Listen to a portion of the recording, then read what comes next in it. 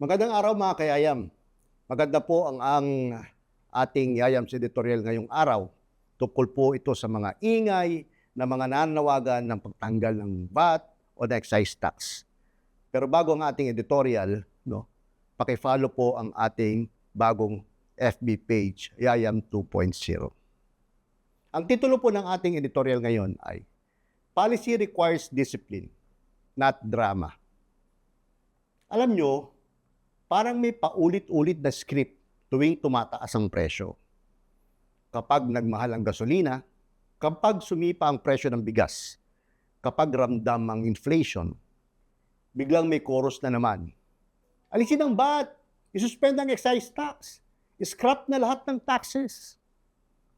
Pakinggan mo, parang decisive, parang makatao. Pero kapag tinanggal mo ang emosyon, may isang tanong na hindi nila sinasagot. Paano tatakbo ang gobyerno kung wala yang revenue?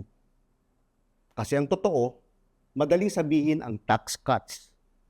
Palakpakan yan, o viral yan, trending yan. Pero ang gobyerno, hindi pinapatakbo ng palakpakan. Pinapatakbo yan ng numbers.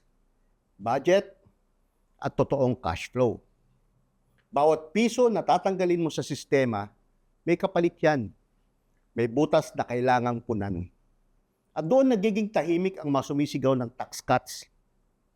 Simple lang ang tanong, kung tatanggalin mo ang excise tax, saan mo kukunin ang bilyon-bilyong mawawala? Kung babawasan mo ang VAT, paano mo popondohan ang edukasyon, healthcare, infrastructure, at social services?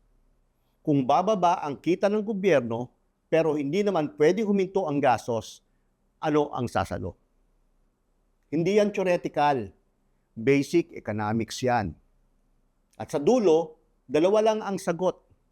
Either magbabawas ka ng serbisyo o mangungutang ka.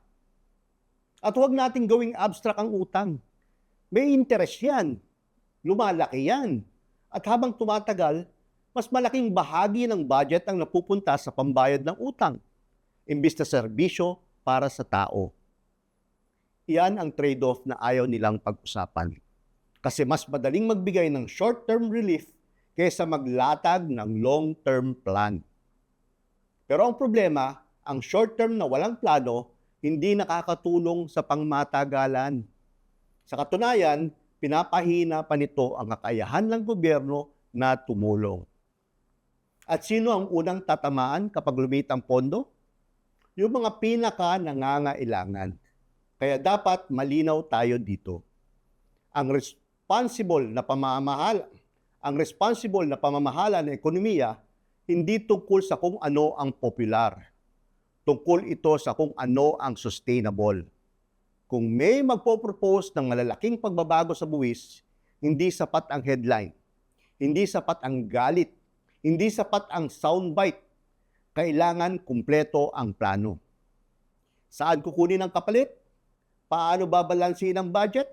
Ano ang epekto sa long term? Kasi bawat desisyon sa ekonomiya, may kapalit yan.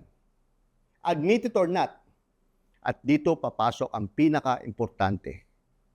Policy requires discipline. Hindi drama. Kasi ang drama, madaling ibenta. Pero ang disiplina, iyon ang nagpapatakbo ng bansa. At iyon ang dapat ibigay sa Pilipino.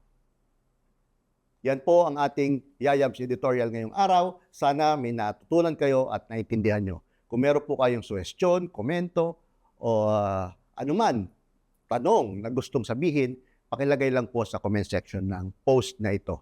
Bago po tayo matapos, please follow my new FB page, Yayam 2.0. Sa susunod po muling Yayams editorial. See you!